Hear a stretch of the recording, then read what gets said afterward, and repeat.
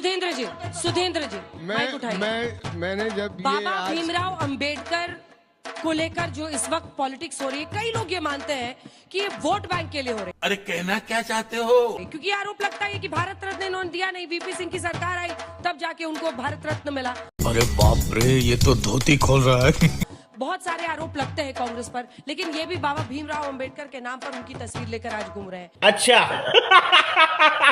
Mayawati ji BSP चुकी उनकी politics करती, बीजेपी भी कोशिश करिए बताए कि हमने सबसे ज्यादा बाबा साहब का सम्मान किया। वाह दीदी, वाह दीदी। नहीं दीदी, वाह दीदी। ये जो वोट वाली पॉलिटिक्स है अराउंड बाबा भीमराव अंबेडकर, इस पर आपका टेक जानना चाहता हूँ। अभी मजा आएगा ना भिड़ो। देखिए, इसको पूरा इसके ऐतिहासिक परिप्रेक्ष्य में देखने की तो आवश्यकता है ही, क्योंकि सत्ता पक्ष की ओर से एक बयानी की जा रही और विपक्ष की ओर से भी एक बयानी की जा रही है। मैं न सत्ता पक्ष की तरफ से और न ये जो मौजूदा विपक्ष है, मैं निष्पक्ष एक बात रखना चाहता हूँ। क्या बात है? निष्पक्ष बात यह है कि दोनों ही लोग केवल एक वोट को ध्यान में रखकर इस सारी राजनीति कर रहे हैं। और इसकी शुरुआत अगर हम, जैसा हमारे मित्र सुधांशु त्रिवेदी जी कह रहे हैं कि इन्होंने अपने तरफ से हमेशा बाबा साहब का सम्मान किया, अगर इन्होंने सम्मान किया होता तो इसी रामलीला मैदान में सन 1952 में हिंदू कोड बिल पर बाबा साहब का पुतला नहीं, हिंदू महासभा ने जलाया होता। तुम्हें शर्म है कुछ? और हिंदू महासभा के लोगों ने जब रामलीला मैदान में ये उनका पुतला जलाया, और मैं ये अब मैं इन पे भी आ रहा हूँ, विपक्ष वालों पर। ये भगवान क्या जुल्म है। विपक्ष उस समय कांग्रेस पार्टी की सरकार थी केंद्र में। उस समय कांग्रेस में बहुमत में लोग हिंदू कोड बिल के खिलाफ बिल्कुल नहीं थे, वो उनके पक्ष में थे। और उसके बावजूद जवाहरलाल नेहरू के पक्ष में होने के बावजूद भी उसको पारित नहीं होने दिया। कुछ शर्म आया है? नहीं। कहने का मेरा अभिप्राय ये है कि ये दोनों लोग इस समय वोट की तलाश में है। बेशर्मो, शर्म करो, शर्म।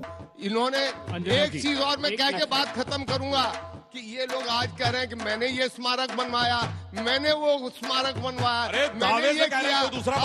बीच में ना बोल। तो लीजिए, आप ही ने, बहन मायावती जी ने 2 स्मारक बनवा दिए, एक नोएडा में जहां हम हैं और एक लखनऊ के अंदर। ये बड़ी अच्छी बात कही आप। तो पूरा सत्ता पक्ष के लोग भी जो आज हैं और विपक्ष के भी लोग कि मायावती जी ने इतना पैसा खर्च कर दिया, 4000 करोड़ रुपया खर्च कर दिया। और सुन लीजिए, एक एक मूर्ति पर इन लोगों ने 4-4 हजार करोड़ रुपए खर्च कर दिए। बीच में ना बोल। और दूसरी चीज ये कि जहां तक बाबा साहब का अपमान का सवाल है, जनता माफ नहीं करेगी। अगर गृह मंत्री जी ने ये न कहा होता अंबेडकर अंबेडकर अंबेडकर, इतना नाम अगर आप भगवान का नाम लेते तो आपको स्वर्ग मिलता। मैं ये जानना चाहता हूँ कि जो दलित शोषित वंचित वर्ग के लोग हैं, वो तो बाबा साहब को ही अपना भगवान मानते हैं।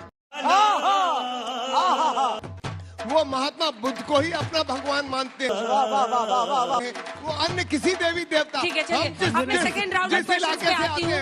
जल्दी सुनिए, चीटिंग करता है तू, चीटिंग करता है तू। इलाके से हम आते हैं, वहाँ पर उनके शादी के कार्ड हो, 13वीं के कार्ड हो या कोई भी अवसर हो, वो लोग बाबा साहब की तस्वीर लगवाते हैं और महात्मा बुद्ध की तस्वीर लगाते हैं। कोई और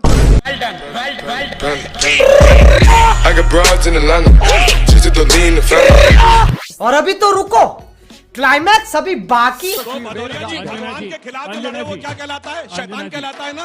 अंजना जी, भगवान से लड़ने वाला शैतान है। कौन लड़ा था? अरे कौन भौंक रहा है ये बदतमीज? बोलने दे, तकलीफ हुआ है बेचारे को। लड़ाई इसीलिए हो रही है बाबा भीमराव के नाम पर कि हमको हर हाल में इनका दलितों का वोट अपनी तरफ। आपने सुना ही, चाहे शादी का कार्ड हो, आप महाराष्ट्र चले जाइए, अभी चुनाव में मैं थी, हर गली मोहल्ले में बाबा भीमराव अंबेडकर की मूर्ति, उनकी तस्वीर, बड़े बड़े पोस्टर्स लगे रहते हैं। लोगों के घरों के बाहर, लोगों के घरों के अंदर उनकी तस्वीर लगी रहती है। क्या कर लोगे? उनको पूजा जाता है और वो ये मानते हैं कि जो उनका सम्मान करेंगे हम उनको वोट देंगे। ये एक बड़ी वजह है इस लड़ाई की।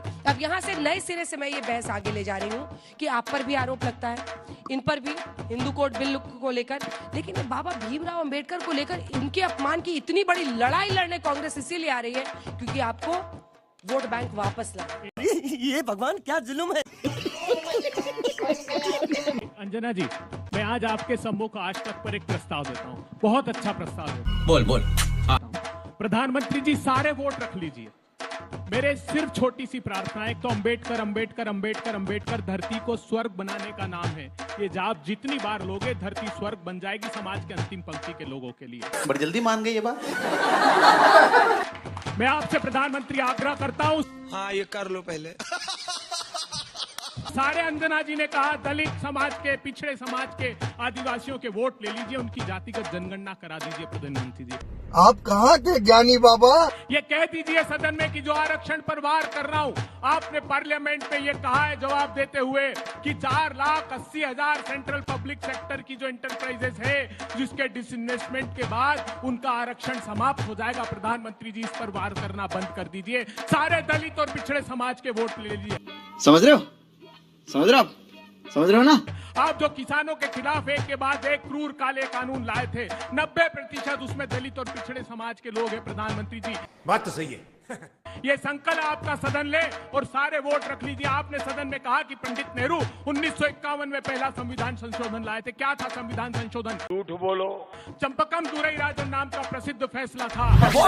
ये सब दोगलापन है, मैं तेरा दोगलापन उतारता हूँ। अंबेडकर को लेकर जो इतनी आप लोग बात कर रहे हैं, या आपको डिफेंसिव होना पड़ा एक बयान को लेकर, ये सच है कि उसका 15 सेकंड दिखाकर लोगों के बीच में बात रखी गई? नहीं, झूठ बोल रहा है। लेकिन आपको इस मुद्दे पर, क्योंकि ये इतना बड़ा मुद्दा है, आपको भी पता है कि इससे नुकसान हो सकता है। 2024 में आपने संविधान बदल देंगे वाले आप ही के नेताओं के बयान की वजह से झेला है। आज ही बदल लिया साला। कि आरक्षण के मुद्दे पर आपके खिलाफ एक नैरेटिव बना, इसीलिए आप लोग को भी इतनी चिंता है। देखिए, कथनी और करनी में क्या अंतर होता है। हाँ ये कर लो पहले। कह रहे हैं धरती को स्वर्ग बनाएंगे, और द्वितीय प्रधानमंत्री स्वर्ग में जाने से पहले खुद को तो भारत रत्न दे लिए। सही खेल गए बेंच। जवाहरलाल नेहरू जी अपनी सरकार से अपने को, इंदिरा गांधी जी अपनी सरकार नहीं, से अपने को, और इंदिरा गांधी जी ने अम्बेडकर जी को हराने वाले को भी पद्म भूषण दे दिया। बात तो सही है। मगर बाबा साहब को स्वर्ग में जाने के 34 साल तक इंतजार करना पड़ा। जब बीजेपी सपोर्ट की सरकार आई वीपी सिंह की, तब जाके भारत रत्न मिला। अब मैं बताना चाहता हूं सर, हम कोई वोट बैंक के लिए नहीं करते। क्या बोला तूने? हम कोई वोट बैंक के लिए नहीं करते। दोबारा बोल। हम कोई वोट बैंक के लिए नहीं करते। मैं आपसे सुधांशु जी, भारत रत्न बाबा साहब को मिले, ये बीजेपी ने डिमांड कर दी थी। कभी आप लोगों ने डिमांड टर्न पे बोलिए। अरे यार, जिन्होंने सवाल आपने पूछे बात नहीं कर, थोड़ी तो बैलेंसिंग की बात। आरएसएस ने, बीजेपी ने, जनसंघ ने कब बाबा साहब अंबेडकर को भारत रत्न मिले ये डिमांड की थी? पहली बार डिमांड काशीराम ने 1982 में की थी। अरे देवा, ये गड़बड़ है बाबा। कभी बीजेपी आरएसएस ने बाबा साहब अंबेडकर को भारत रत्न देने की मांग की? कभी नहीं की। पूरी बात दोनों ने पूरी बात नहीं दिया। भारत रत्न माननीय काशीराम ने जब ये मांग उठाई तो उस समय विश्वनाथ प्रताप सिंह प्रधानमंत्री थे, और उन्होंने विश्वनाथ प्रताप सिंह ने इस मांग को स्वीकार किया। मंडल आयोग भी तब लागू हुआ। ये सारे के सारे प्रोग्रेसिव स्टेप्स केवल मान्यवर काशीराम जी के वजह से बसपा की पहल पर उस समय लिए गए। क्या बात है सर, क्या बात है सर, क्या बात, ये बात है। अरे सर क्या बात। जब बसपा मतलब काशीराम जी के बसपा की पहल पर वीपी सिंह ने डिसीजन लिया। चुप कर पे कुत्ते। बसपा कितने सांसद थे उस समय? जी उस समय मायावती जी सांसद थी, बिजनौर एक सांसद थे। गजब, अभी कल पाक देने लगते हैं।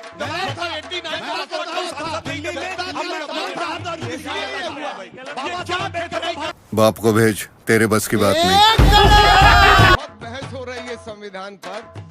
दोनों लोग, सत्ता पक्ष और विपक्ष, 1975 एक ऐसा मौका था इस देश के अंदर जब संविधान को वास्तव में तार-तार किया गया इमरजेंसी लगाकर, इमरजेंसी लगाने वाले इमरजेंसी सुन लीजिए, बीच में ना बोल, आप इमरजेंसी लगाने वाली ताकत थे, बीच में ना बोल। देखिए तो अभय जी एक सेकंड आप बोलिएगा जरूर, मुझे 2 लाइन बोलना, इन्होंने इतना नहीं किया, हमारे जैसे पूरे घर को 19 महीने के लिए मुझे, मेरे पिता को, मेरी माँ को, सबको जेल में डाल दिया। जनता माफ नहीं करेगी। और मैं ये भी कहूंगा कि ये जो बहुत इस समय वकालत कर रहे हैं, उस समय बाला साहब देवरस आरएसएस के चीफ थे, वो भी चिट्ठी लिख रहे थे कि हम इस इमरजेंसी के समर्थन में प्रतिबंध नहीं था सर, इतना नहीं, पर उस समय जो भी जो आप लोग नहीं, आप उस समय के जो भी आरएसएस के प्रमुख थे, जब भी जो भी आरएसएस के प्रमुख थे, उन्होंने उस समय आपातकाल का समर्थन किया। तुम्हें शर्म है कुछ? उस समय आपातकाल का समर्थन किया, ये आप कहिए तो मैं आपको भेज सकता हूँ पत्र। सर उसके बाद भी प्रतिबंध लगा दिया, गजब की बात करते हैं सर आप। नाखून भी उखाड़ दिए गए कि समर्थन कर रहे थे, इसके बावजूद। अब सुनिए, समर्थन किया कि नहीं किया, अब मैं बताता हूँ। देखिए अभी आज तो समर्थन किया कि नहीं किया, ये बताइए ना। खत्म।